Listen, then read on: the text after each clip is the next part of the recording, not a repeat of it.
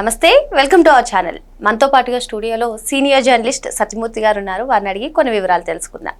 నమస్తే సార్. నమస్కారం అండి. సార్, ఇప్పటి వరకు కూడా 10th క్లాస్ కానివ్వండి, ఇంటర్మీడియట్ రిజల్ట్స్ వచ్చిన వెంటనే ఏ న్యూస్ పేపర్లో చూసినా, ఎక్కడ యాడ్లో చూసినా ప్రైవేట్ స్కూల్స్, ప్రైవేట్ కాలేజెస్ల అడ్వర్టైజ్మెంట్స్ ఎక్కడ చూసినా అవే కనిపించాయి. కానీ అందుకు భిన్నంగా ఆంధ్రప్రదేశ్లో చూసుకున్నట్లయితే నేడు 10th క్లాస్ రిజల్ట్స్ రావడం, మరి ఆ రిజల్ట్స్లో ప్రభుత్వ స్కూల్స్ హవా కొనసాగడం, మరి ఎక్కడ చూసినా అడ్వర్టైజ్మెంట్స్లో ప్రభుత్వ స్కూల్స్, ప్రభుత్వ పిల్లలు సాధించినటువంటి ఉత్తీర్ణతే కనిపిస్తుంది. దీనికి కారణం ఏంటంటారు? ఒక మార్పు కనపడుతూ ఉన్నది. నిజంగా నేను కూడా ఎక్స్పెక్ట్ చేయలే. అంటే ఏంటి, ఇంత ఆంధ్రప్రదేశ్ ఎడ్యుకేషన్ సిస్టమ్ ఇంత ట్రాన్స్ఫార్మ్ అయింది అని నేను కూడా ఎక్స్పెక్ట్ చేయలే. మామూలుగా నారా లోకేష్ విద్యాశాఖ మంత్రిగా వచ్చిన తర్వాత పిల్లల్లో నైతిక ప్రవర్తన పెంపొందించటానికి కొంత సిలబస్లో మార్పులు తీసుకురావటం, ప్రవచనకర్త, ఆధ్యాత్మిక ప్రవచనకర్త చాగంటి కోటేశ్వరరావు ఆయన్ని తీసుకొచ్చి పిల్లల్లో నైతిక ప్రవర్తన ఎలా ఉండాలి అనే దాని మీద కొన్ని పాఠ్యాంశాలు తయారు చేయించటం, ఇవన్నీ చూసాము. చూసినప్పుడే ఒక రకంగా అనుకున్నాం, అంటే మాలాంటి వాళ్ళందరం కూడా ఎప్పుడో మరుగున పడిపోయింది ఈ విధానం, ఈ సిస్టమ్.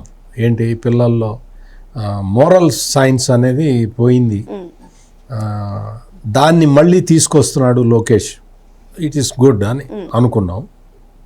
ఆ తర్వాత ప్రభుత్వ పాఠశాలల్లో పేరెంట్ టీచర్ మీటింగ్ పెట్టడం అనేది. జనరల్గా ఏంటంటే ప్రైవేటు స్కూళ్ళల్లోనే పేరెంట్ టీచర్ మీటింగ్ పెడతారు. ఆ ప్రైవేట్ టీచర్ మీటింగ్ కూడా ఏంటి, ఏదన్నా ఫీజు బకాయిలు, జ్యూస్ అవి ఉంటే అవిని కట్టండి మీరు అని చెప్పి చెప్పడానికి పెడతారు.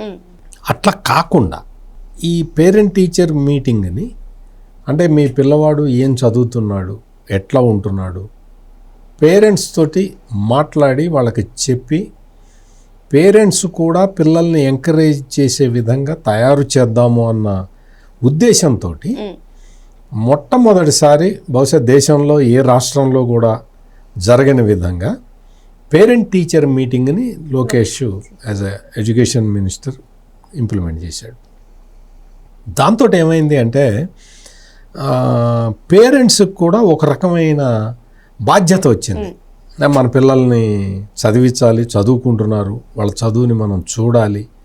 ప్రభుత్వం అన్ని సౌకర్యాలు ఇస్తూ ఉన్నది, అంటే తల్లికి వందనం స్కీమ్ కానీ, ఫ్రీ బట్టలు, ఫ్రీ బ్యాగులు, అవి ఇవన్నీ ఇస్తుంది, పుస్తకాలు ఇవన్నీ ఇస్తున్నది. కానీ మనకు కూడా బాధ్యత ఉన్నది, మన పిల్లవాడు ఎట్లా చదువుతున్నాడో చూడాల్సిన అని ఒక నిర్ణయానికి పేరెంట్స్ రావటానికి దోహదం చేసింది.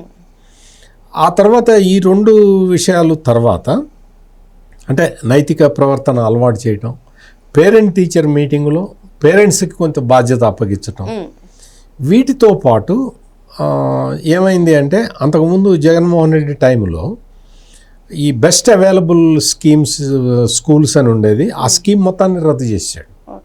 మొత్తం అసలు చాలా ఎడ్యుకేషన్ డిపార్ట్మెంట్లోనే డివాస్టేషన్ అన్నమాట. చాలా స్కూళ్ళని మూత వేసేయటం, ఇటువంటి కార్యక్రమాలు చేశాడు.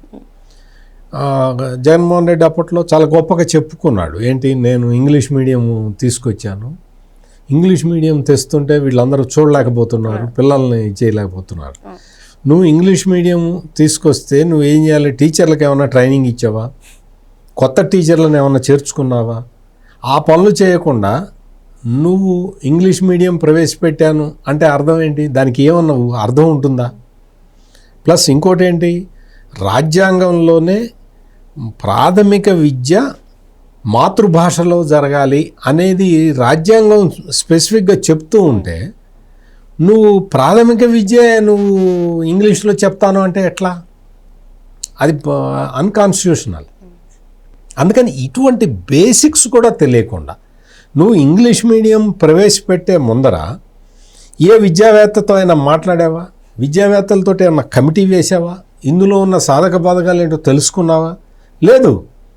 It is a political decision. ఓ పొలిటికల్ డెసిషన్ తీసుకున్నావు, నువ్వు నేను ఇంప్లిమెంట్ చేశాను, నా మీద పడి అందరూ ఏడుస్తున్నారని మొదలు పెట్టేశావు. నీ భాష సరిగ్గా లేదు.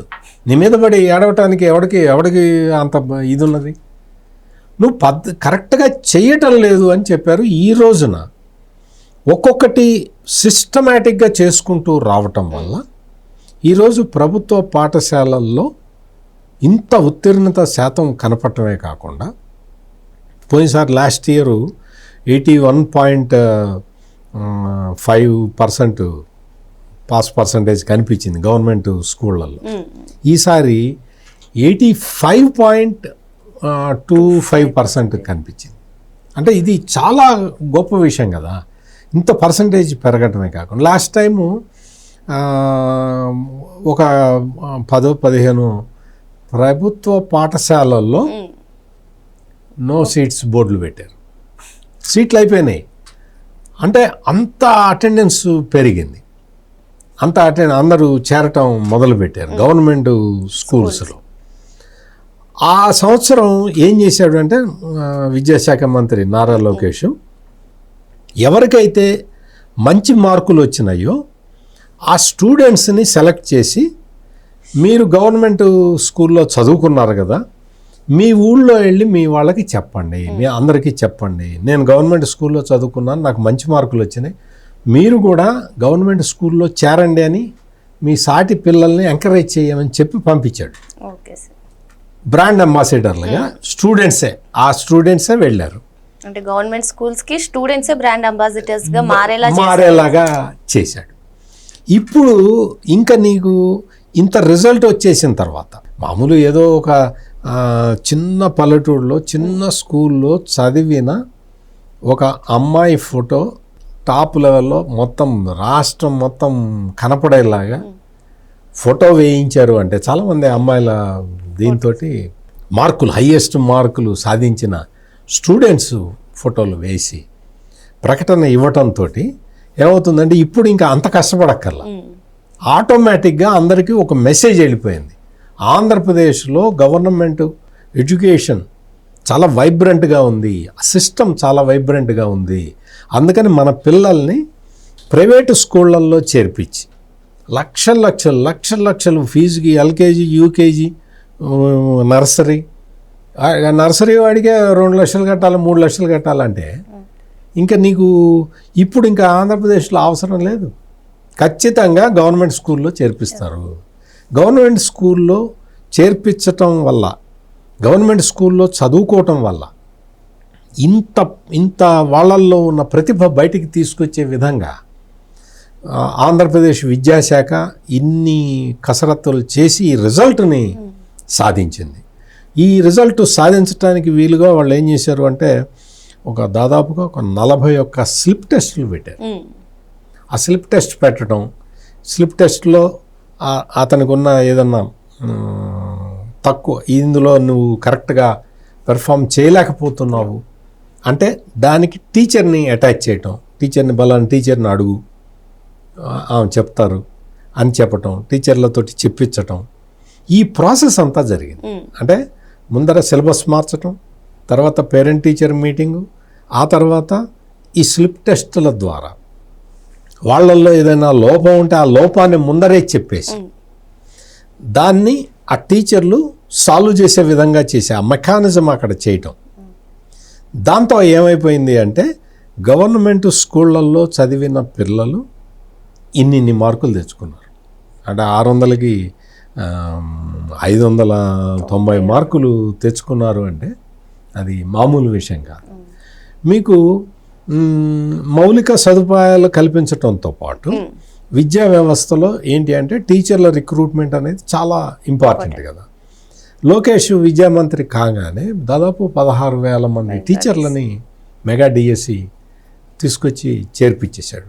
అది చాలా పెద్ద స్టెప్. అది అంటే కొత్త టీచర్లని రిక్రూట్ చేసుకోకుండా ఉన్న టీచర్లని బాత్రూములు ఫోటోలు తీసి పంపించేదానికి వాడుకున్న జగన్మోహన్ రెడ్డికి, అంటే ఆనాటి విద్యాశాఖ మంత్రులు వాళ్ళ గురించి మనం మాట్లాడుకోకల్లా. ఎందుకంటే ఫస్ట్ హాఫ్లో అతను ఎవరో పేరు కూడా మర్చిపోయాం మనం. అంటే అనామకుల పేర్లు ఏం గుర్తుపెట్టుకుంటాం. సురేష్ ఏదో ఉంది అతను, ఆ తర్వాత బొత్స సత్యనారాయణ. ఇంకా వాళ్ళు విద్యాశాఖ మంత్రులు ఏంటి, వాళ్ళకి ఏదన్నా ఇంప్లిమెంట్ చేద్దామంటే జగన్మోహన్ రెడ్డి ఇంప్లిమెంట్ చేయనిస్తాడా? బలవంతంగా తీసుకొచ్చి బైజూస్ వాళ్ళకి డబ్బులు కట్టించాడు, వాళ్ళతోటి సిలబస్ కొన్నాడు. దేనికి ఉపయోగపడుతుంది అది? నీకు ఉన్న సిలబస్ ఏంటి, నువ్వు బైజూస్ వాడు ఇచ్చింది ఏంటి, కంటెంట్ ఇచ్చింది ఏంటి తెలీదు. బైజూస్ వాటి నుంచి ట్యాబులు కొంటాం, అదొక 500 కోట్లు, ఇదొక 500 కోట్లు, ఇదొక 1000 కోట్లు డబ్బులు ఖర్చు పెట్టడం, అందులో కమిషన్లు కొట్టేయటం తప్ప పిల్లలకి ఎంతవరకు అది ఉపయోగపడుతుంది అనేది ఒక అసెస్మెంట్ లేదు, ఒక నిపుణుల కమిటీ లేదు, రికమెండేషన్స్ లేవు, ఏమీ లేవు. మన కమిషన్ వస్తుందా ఇంప్లిమెంట్ చేయి అనే పద్ధతిలో పోయాడు జగన్మోహన్ రెడ్డి. ఇప్పుడు ఆ పద్ధతులన్నీ తీసేసి సిస్టమేటిక్గా విద్యార్థులకి ఏం కావాలి అని ఆలోచించే మంత్రి, విద్యాశాఖ మంత్రి ఉన్నాడు నారా లోకేష్ రూపంలో.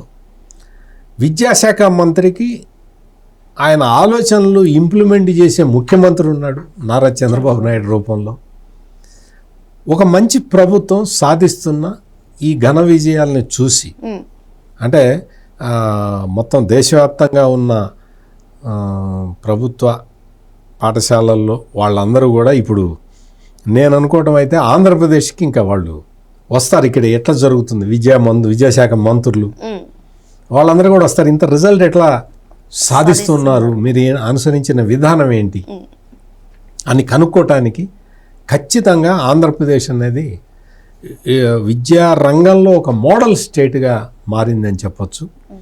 ఇంత ఎఫర్ట్ పెట్టి ఇంత షార్ట్ స్పాన్లో ప్రభుత్వ స్కూళ్ళల్లో అటెండెన్స్ని పెంచటమే కాకుండా, డ్రాప్ అవుట్స్ లేకుండా చేయటమే కాకుండా, కొత్త స్టూడెంట్స్ తోటి నో సీట్స్ బోర్డులు పెట్టించే స్థాయికి స్కూళ్ళని తీసుకొచ్చిన విద్యాశాఖ మంత్రి నారా లోకేష్ని మనం అభినందించక తప్పదు. పోయినసారి ఒక 10, 15, 20 స్కూళ్ళల్లో నో సీట్స్ బోర్డు పెట్టారు. ఈసారి దాదాపు ఒక 1000 స్కూళ్ళల్లో నో సీట్స్ బోర్డులు పెడతారు. అందుకని ఎడ్యుకేషన్ మంత్రి లోకేష్ కొత్త స్కూళ్ళని తెరవటానికి రెడీగా ఉండాలి. ఎందుకు అంటే అంత అద్భుతమైన రిజల్ట్ తీసుకొచ్చి చూపించాడు కాబట్టి. ఓకే సార్, మరో అంశంతో మళ్ళీ కలుద్దాం. Thank you sir. నమస్కారం.